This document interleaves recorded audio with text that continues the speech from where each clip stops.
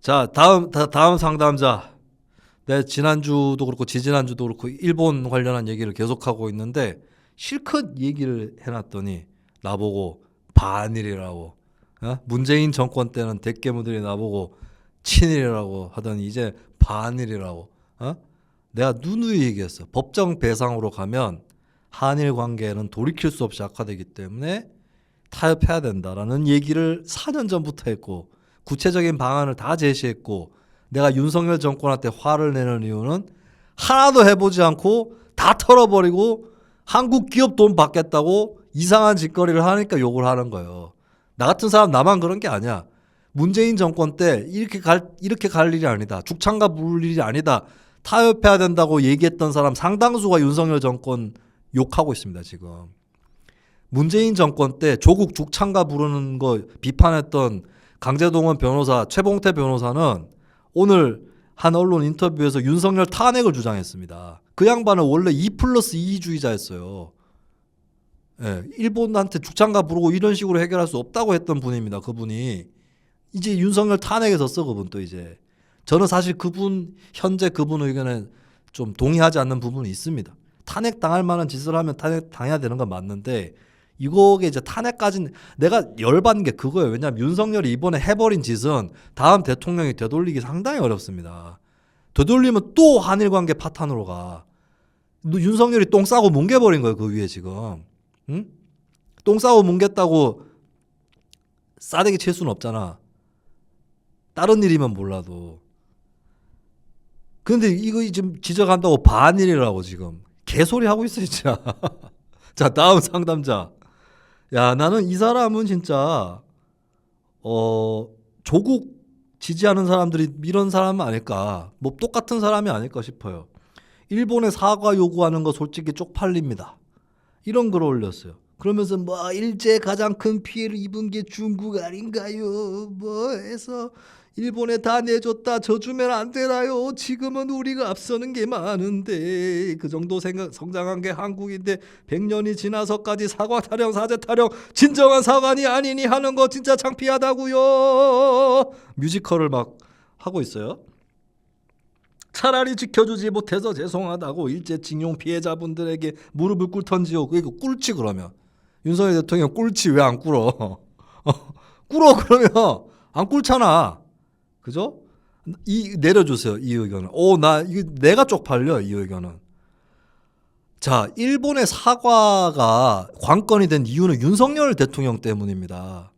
일본 피고 기업이 사과를 하고 도의적 지원을 하면서 기금에 참여를 하면 일본 정부는 사과할 필요가 없어요. 나는 일본 정부한테 사과받고 싶지 않아요. 왜? 옛날에 사과했어. 일단 총체적으로. 옛날에 사과했으니까 노무현 전 대통령도 독도 담화 때 얘기했죠. 더 이상 일본에게 사과를 요구하지 않겠다. 사과했던 거에 상응하는 일을 해라라고 얘기해요. 저도 마찬가지입니다. 근데 일본 정부의 사과를 관건으로 만든 건 윤석열 정권 니네입니다. 왜? 일본한테 받은 게 없으니까 마지막에 남은 게 그거 아니에요. 그러니까 이 김대중 오부치 선언 그거라도 계승한다고 좀 해주십시오 한 거 아니에요. 그래서 알겠다 한 거 대충 기시다우며 알겠어. 그 중요한 겁니까? 하도 받아낸 게 없으니까 마지막에 남은 게 일본 정부의 사과라고, 관건이. 그리고 그 사과를 받으려고 비슷하게나마 받으려고 한 건 윤석열 정권 본인이시라고. 윤석열 정권 스스로가 일본 정부의 사과를 관건으로 만든 거예요. 중요한 거 아니었는데 니들이 관건으로 만든 겁니다. 다 까먹었어 지금? 다 까먹었어? 자기네들이 쟁점으로 올려놓고 뭐 남 탓하고 있어. 남 탓하는 게 꼭 민주당 같았고, 지금 그리고 민주당 문재인 정권 탓할 것대요 지금. 그 윤석열 대통령 남의 나라 가가지고 그 일본 민주당 사람 만나가지고 얘기했다면서요. 한국의 야당 쪽팔린다고. 뭐 이래 지금 뭐 이러냐 수준이 대통령이. 문재인 정권은 정만한 정권이었고 윤석열 정권은 적도 아닌 정권입니다. 나 욕 안 했어요. 네, 잘 들으세요. 적도 아닌 정권이에요 진짜. 뭐냐 대통령이 쪼다 찐따같이 이래가지고 진짜. 문재인하고 자웅을 겨루고 싶은가 본데 요즘 보니까 더 못하다고. 자, 그리고 거짓말은 하지 맙시다. 아니면은 무식한 얘기는 하지 맙시다. 뭐 이렇게 예를 들어서 뭐 나는 윤 대통령이 하는 거를 지지하기로 했어. 뭐 조금 지켜봅시다. 뭐 이렇게 얘기를 할 수는 있다고 봐요. 물론 난 동의하지 않아. 예, 지켜보겠다면은 지켜보자는 사람이야말로 입을 좀 다무세요. 예, 왜냐하면 지켜봐야 아는 거니까. 지금 욕하는 사람은 이유가 있어서 욕을 하는 거고, 그런 이유로 옹호한다면, 지켜봐야 된다는 이유로 옹호한다면 지켜보기만 하세요. 욕하는 사람 말리지 말고. 예, 오히려 욕하는 사람을 거꾸로 역이용해가지고 외교에 쓸 생각을 하시던가. 어? 윤석열 대통령 또 그릇이 종지만한 사람인 게 그렇잖아. 한국의 야권이 반대를 하면 일본 사람들한테 가서 보셨죠? 아, 보셨죠? 우리나라 야권의 반대가 장난이 아닌데 내가 그래도 무릅쓰고 여기까지 왔습니다. 이렇게 얘기를 하면 되잖아. 근데 그렇게 얘기를 하면 우리나라 야권은 이거 이렇게 진짜 일본 야권을 보다가 우리나라 야권 보니까 내가 쪽팔립니다. 우리는 그렇게 말하는 대통령이 쪽팔립니다. 어? 그걸 이용을 못하나, 이용을 거꾸로. 자, 그리고 좀 거짓말을 하지 말자고. 다음 상담자. 애초에 18년 대법 판결이 잘못된 거잖아. 일본 청구권에 대해 우리나라 일본 간 의견이 있으니 청구권 3조 내용을 따라야 하는데 국제법 위반이라고요? 한국 대법원 판결을 해야. 자, 이 3조는 뭐냐면, 청구권 3조가 뭐냐, 양쪽의 그 청구권 협정에 대한 해석이 엇갈리면 제3국 중재위로 갈 수 있다는 거예요. 근데 가려고 해도 합의를 해야 가는 거예요. 자동빵으로 가는 게 아니야. 왜냐? 그럼 그렇게 치면은 매사 사사건건 다른 해석을 내놓으면 될 거 아니야. 저쪽 정부에서 뭐라고 하면 아닌데? 아니니까 제3국 중재위 가자? 이러면 될 거 아니야. 매사 그렇게 할 거예요? 합의를 해야 된다고, 제3국 중재위 가는 것도. 그 제3국 중재위는 내가 전에 얘기했잖아. 저는 개인적으로 제3국 중재위에 갈 만한 아니고 가도 좋다는 생각이었어요. 4년 전에도 그랬어. 내가 그래서 최근에 내가 윤석열을 아베보다 못하다고 하잖아. 아베가 제3국 중재위를 제안했었거든요. 대법원 판결은 판결대로 가는 거예요, 일단. 판결이 일단 나와줘야 될 거 아니야.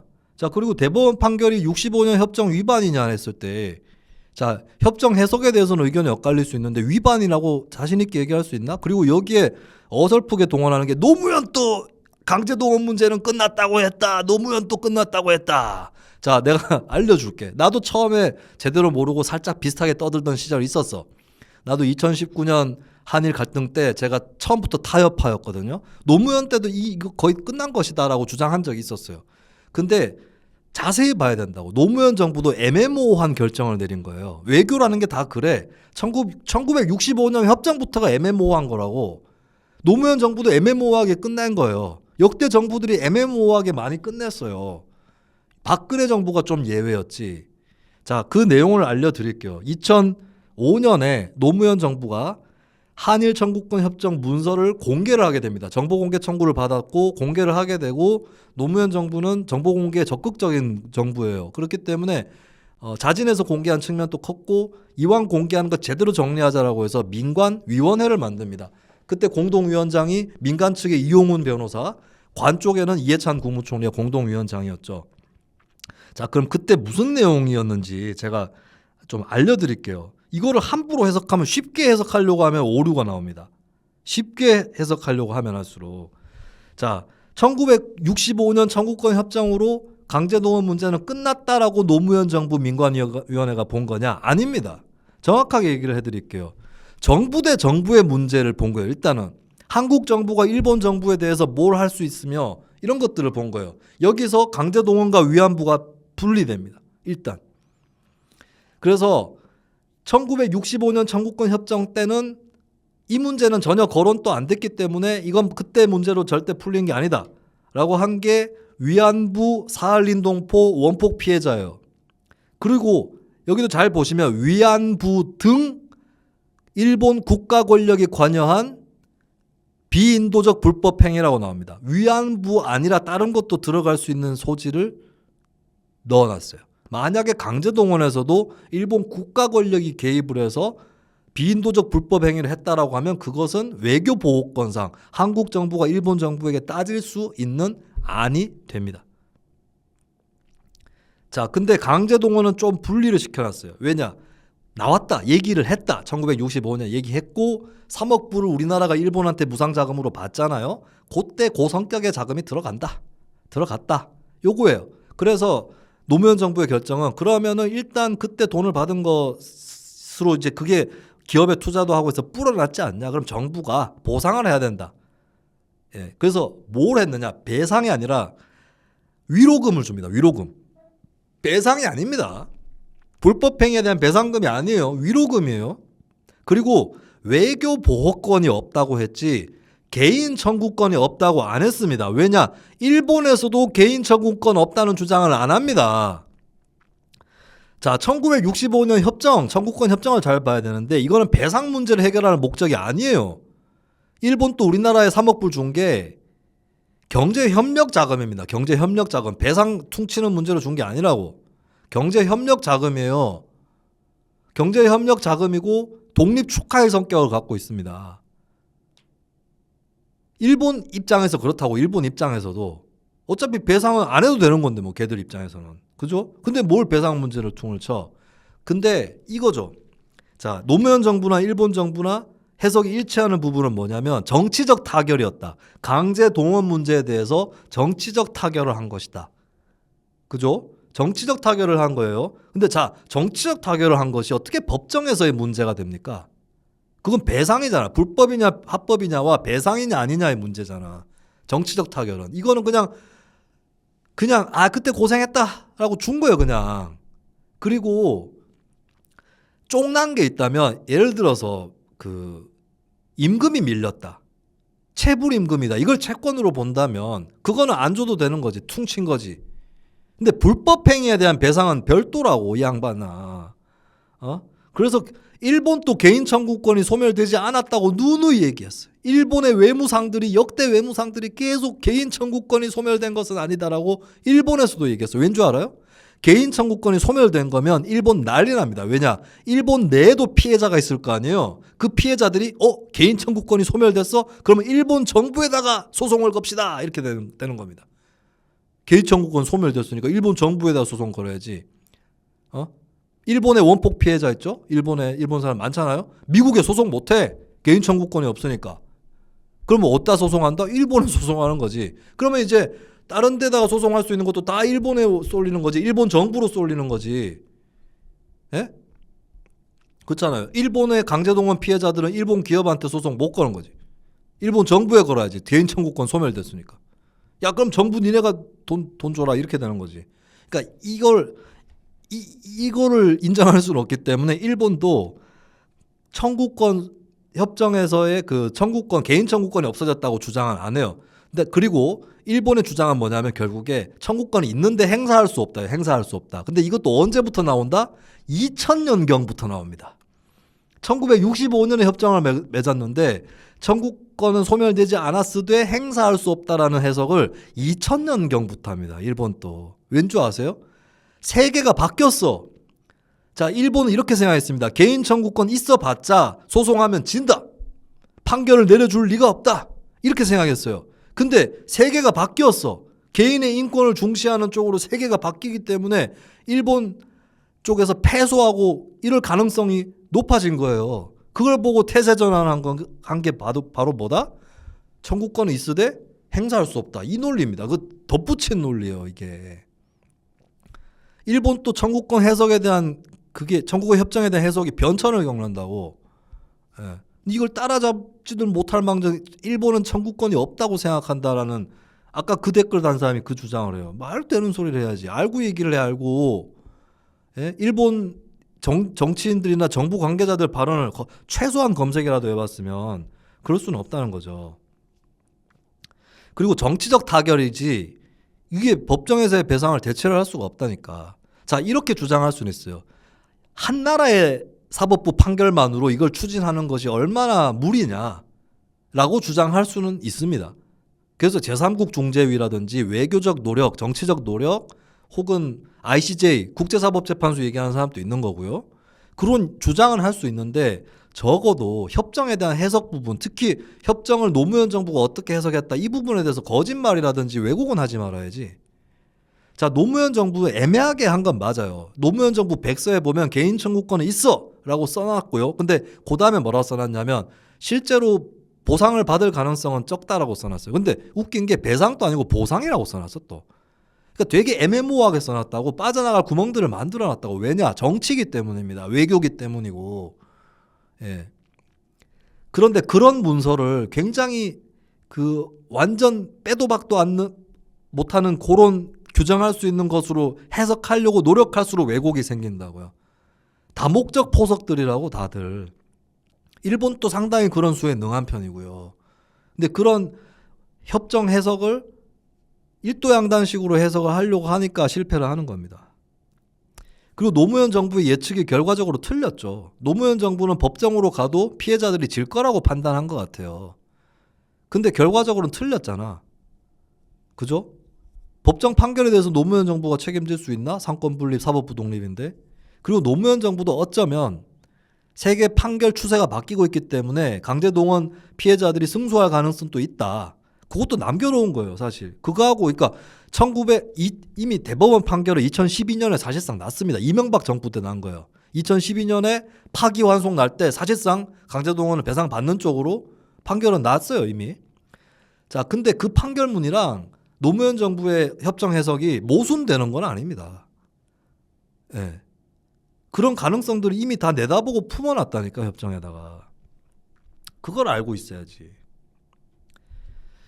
자, 그 다음에 윤석열이 뭘 대단한 그 결단을 했다고 이렇게 옹호라고. 아니, 니네는 평소에 그러면 일본한테 아무것도 받지 말고 털자고 주장했습니까?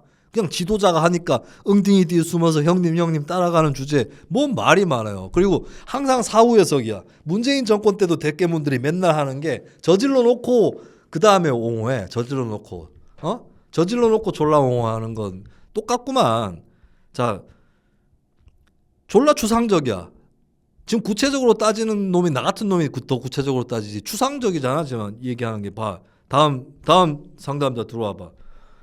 솔직히 김수민 평론가 방송 나쁘지 않게 보는데 정치는 잘 보는 것 같은데 외교는 영 아닌 것 같아요. 국제 외교를 국내 정치의 관점으로만 보는데. 국제 외교를 하는데 이게 뭔 대단한 국제 외교인 줄 알아 이게? 뭐 한미일 관계 얘기하는데 미국은 뭔 결론이 나든 화해만 하면 환영입니다. 뭔 결론이 나든 일본이 배상한다 그래도 환영이야. 에? 그리고 한미일 연합훈련은 이거 강제동원 해법 나오기 전에도 실시했어. 실시했어요. 그리고 한미일 안보협력 저는 중요하다고 생각합니다.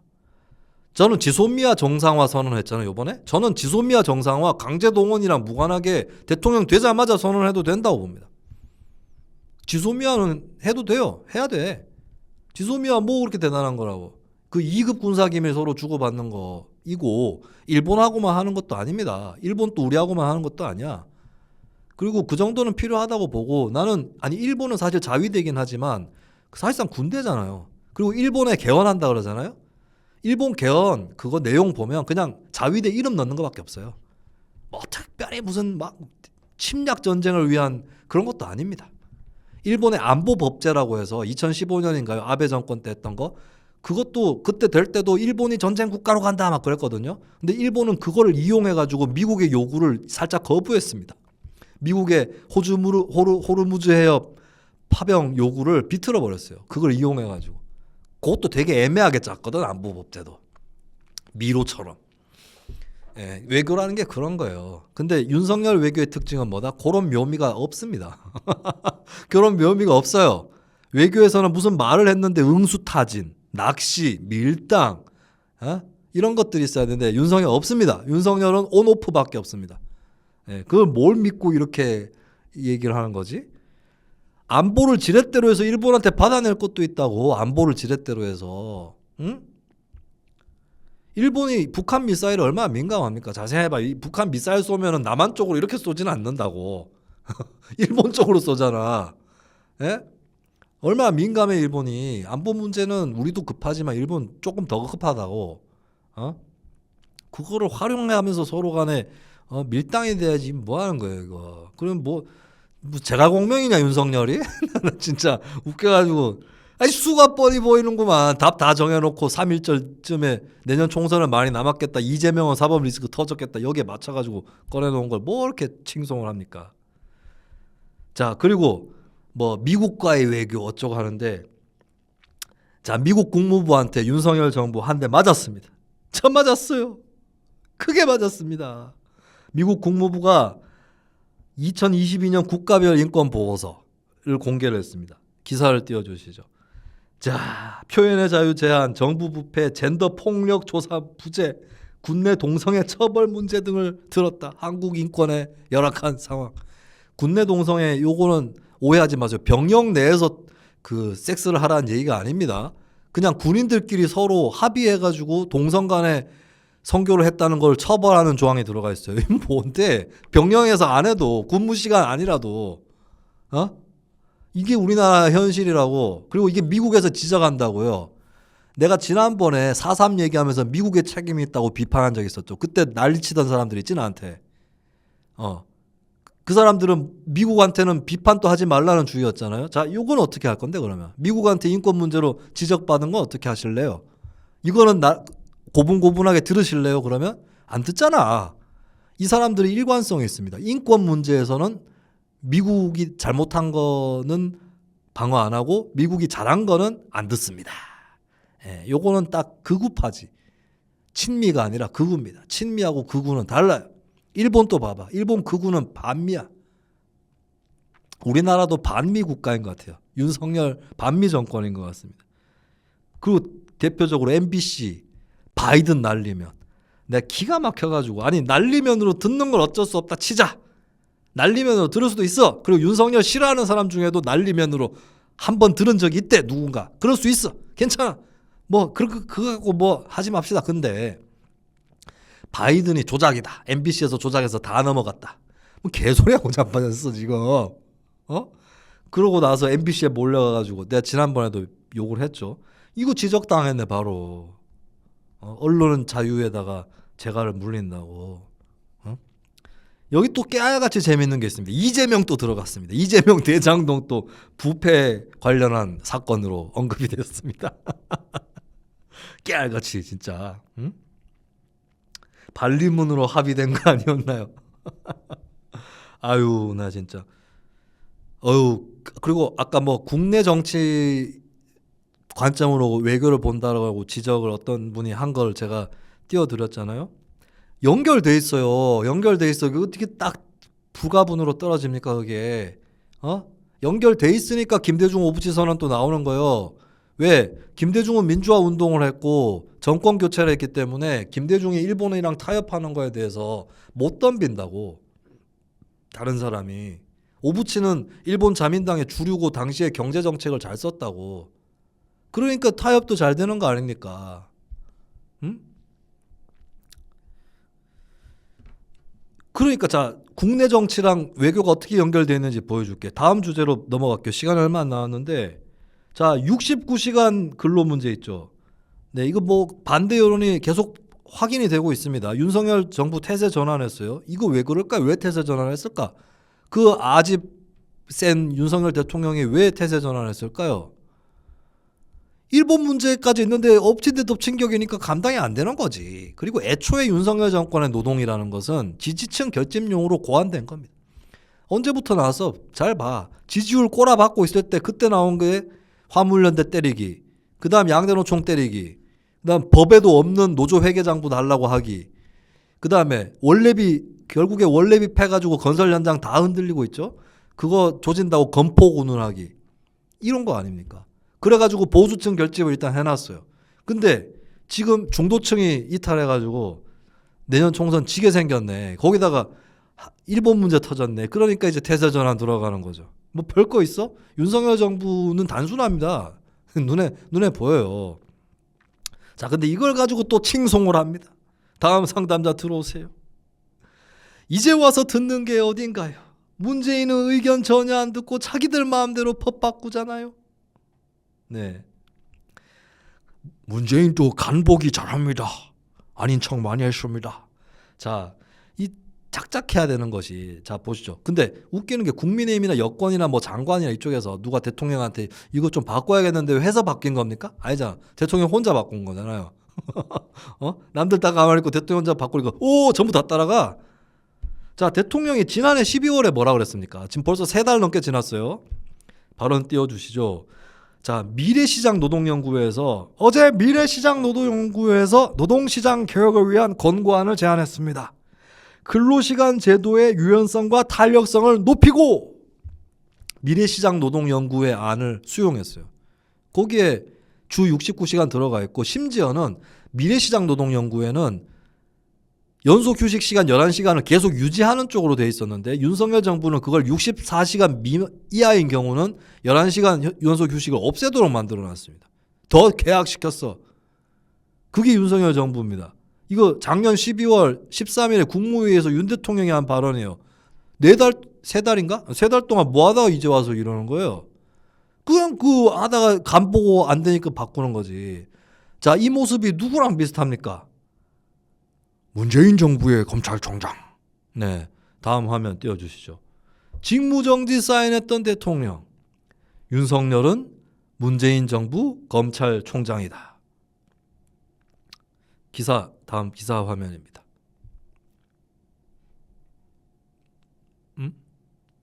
전달을 안 해드렸나? 네. 뭐 비슷하구만. 문재인도 이런 거 했어. 문재인도 하다가 안 되면 대세 전환하는 거 했어요. 문재인도 했어. 굉장히 익숙한 풍경이구만. 뭐가 다르다고? 응? 뭐 다릅니까 진짜? 응? 민 정권이야 민 정권. 뭐 그렇게 다르다고 이 양비론처럼 보이냐? 에? 내가 하나를 깠는데 똑같은 기준으로 까는 거지. 자 그리고 얼마나 이번에 망신을 당했느냐. 국민의힘이 MZ노조 떠들어대다가 야 민지야 우리 민지는 69시간 이런 거는 없잖아. 이러다가 우리 민지는 양대 노총 싫어해. 이러다가 어떻게 됐습니까? 자 실제로 얘기를 들어보라고. 새로 고침 노동자 협의회 MZ노조의 대표잖아요. 여기 SBS에 인터뷰를 했습니다. 저희는 비정규직 자리의 정규직화와 처우 개선에 찬성합니다. 그러니까 이런 건 반대할 수도 있어요. 비정규직을 하던 그 사람이 정규직으로 바뀌어버린다? 요 경우는 굉장히 까다로워요. 진짜 까다로워. 나도 와 이건 환장하겠어. 그래도 해야 될 때가 있고 이거는 사람을 새로 뽑아야 된다 싶을 때가 있고 아니면 무기계약직이나 자회사 정규직이나 다른 방법을 동원해야 된다. 아니면 뭐 직무급제는 해야 된다. 이런 것들이 있어요. 있는데 적어도 이 사람은 그 자리를 정규직화하거나 처우 개선을 해서 정규직하고 괴리를 좁히는 건 찬성한다는 게 MZ노조 입장입니다. MZ노조가 자기 밥그릇에만 민감한 사람이다라고. 물론 그런 사람도 꽤 있겠지. 그렇지만 MZ노조의 공식 입장은 그게 아니라고. 개별 조합원으로 가면 그럴 수 있겠죠. 그리고 사실 양대 노총의 문제는 정치투쟁을 해서 문제가 아니라 반정치적이고 지들 밥그릇만 챙기는 게 양대 노총의 문제였다고. 자 민주노총 울산 지역에 민주노총 많잖아요. 여기 옛날에 민주노동당 항의 방문 갔어요. 왜 간 줄 아세요? 민주노동당이 재벌 개혁하겠다 그러니까 재벌 기업의 노조가 항의 방문 가서 재벌 개혁하면 안 된다고 항의 방문 갔어요. 재벌 개혁하면 지들한테도 안 좋을까 봐. 예? 민주노동당이 학교 급식 문제 추진할 때 그 학교 급식 관련 노동조합에서 항의 방문 갔어요. 우리 일거리 늘어난다고.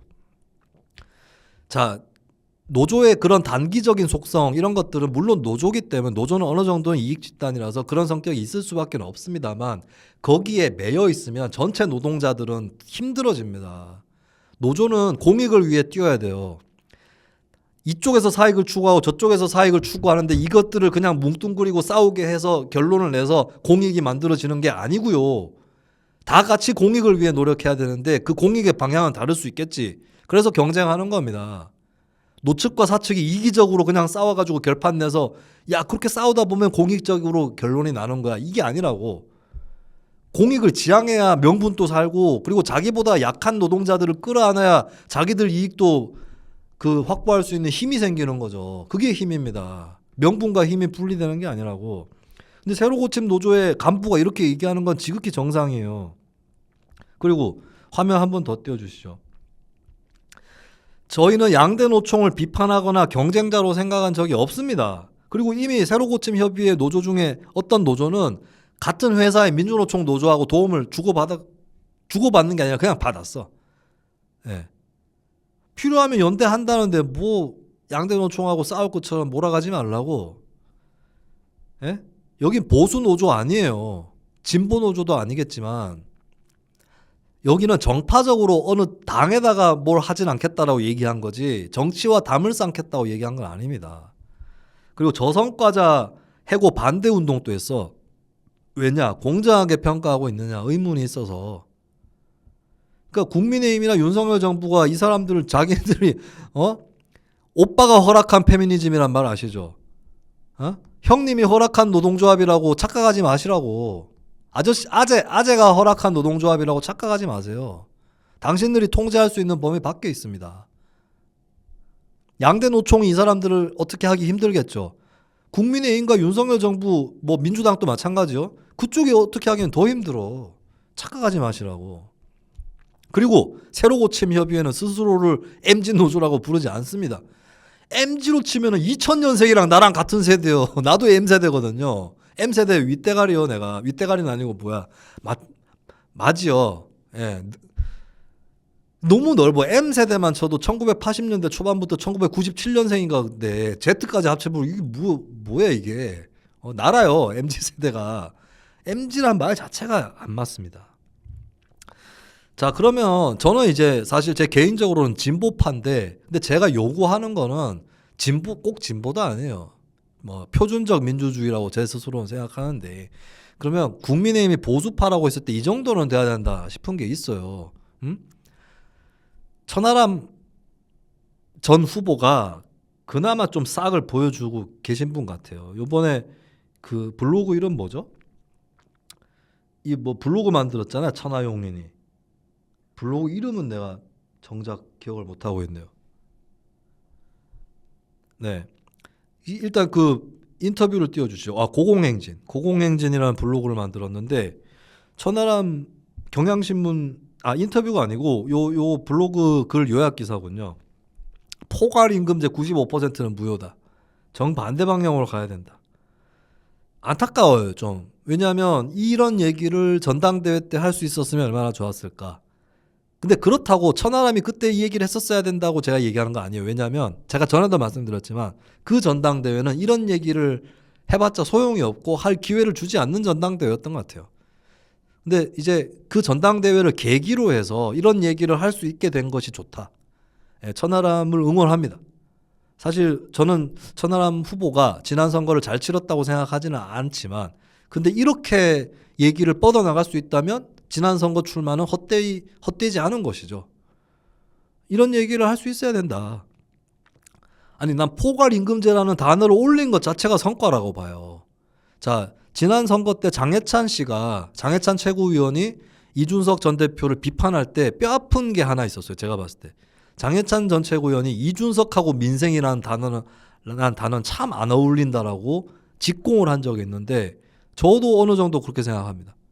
이준석 전 대표의 담론들은 굉장히 그 사회과학 용어로 치면 토대와 상부구조 이런 표현을 쓰잖아요. 굉장히 상부구조적 담론들이에요. 토대가 아닌 사회경제적인 것과 동떨어져 있는 이런 담론들이 많고 윤 대통령하고의 차별화를 할 때도 대뜸 나왔던 게 뭐 북한 방송 개방 같은 거였는데 이거 굉장히 자유주의적 의제야. 어떻게 보면 민주당스러운. 그러니까 민주당스럽다는 게 꼭 이게 뭐 이준석은 민주당 편이야 이런 뜻 아닙니다. 민주당의 특징이 그랬잖아요. 먹고 사는 문제보다는 검찰 개혁이다, 뭐 언론 개혁이다, 뭐 옛날에 국가보안법 폐지다, 뭐 이런 쪽으로 쏠렸던 거 하고 이준석 전 대표도 비슷하다고 봤거든요. 근데 유승민은 또 다르지. 유승민은 먹고 사는 문제가 많지 사실.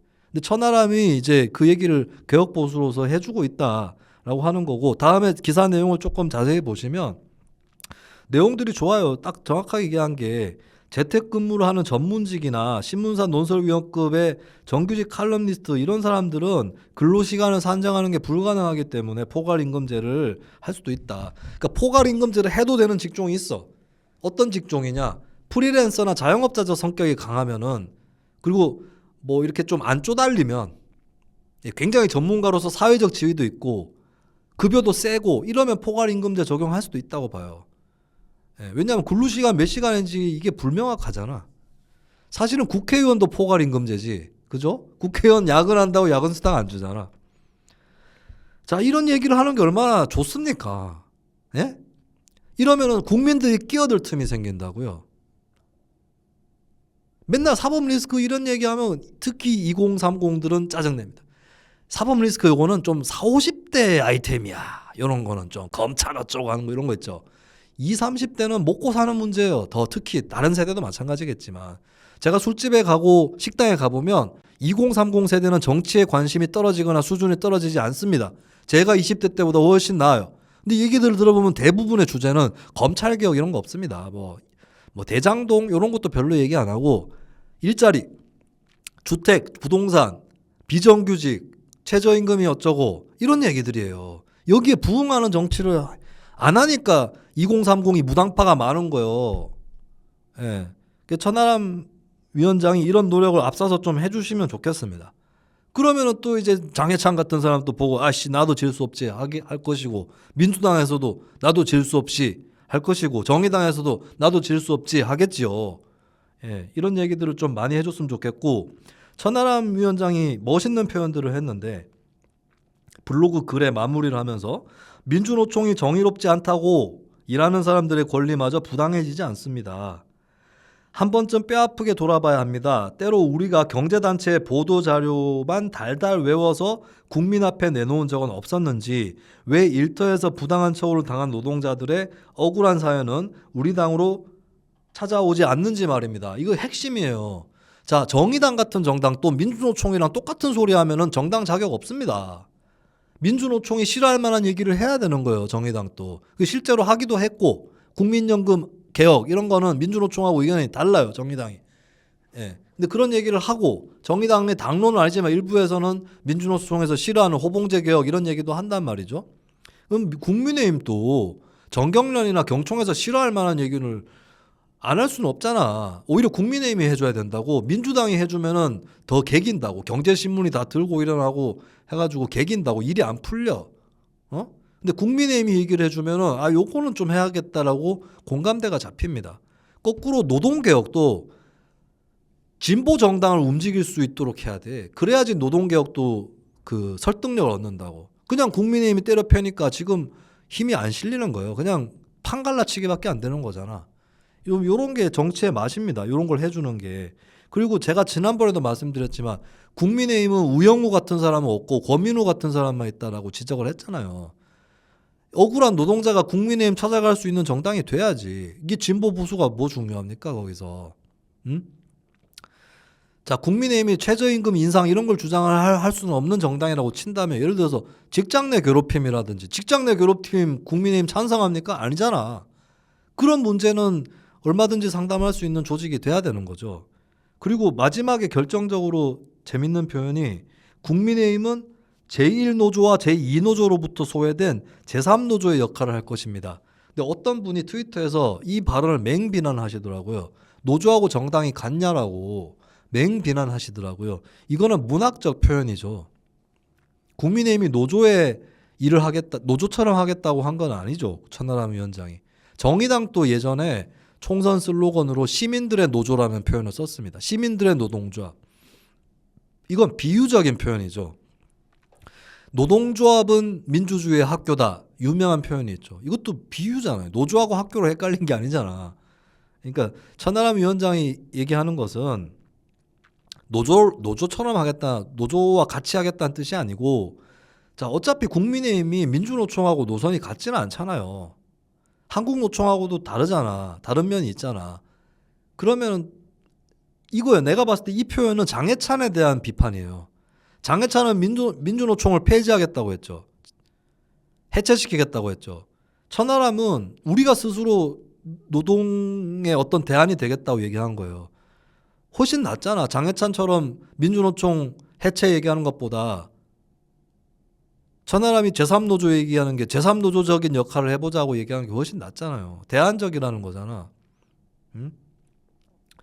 그래서 저는 당연히 제가 국민의힘 지지자는 아니고 국민의힘에 들어가 있는 정치인 누군가에 대해서도 내가 그 사람을 지지한다 이런 생각을 갖지 않아요. 그냥 응원한다까지만 가능한데 천하람 정도면은 이 피력한 생각은 충분히 응원할 수 있고 그리고 이준석 전 대표의 지지자들은 기분 나쁘겠지만 저는 이준석 전 대표를 천하람 위원장이 넘어서고 있다. 이 블로그를 통해서 그걸 발견했다고 봅니다.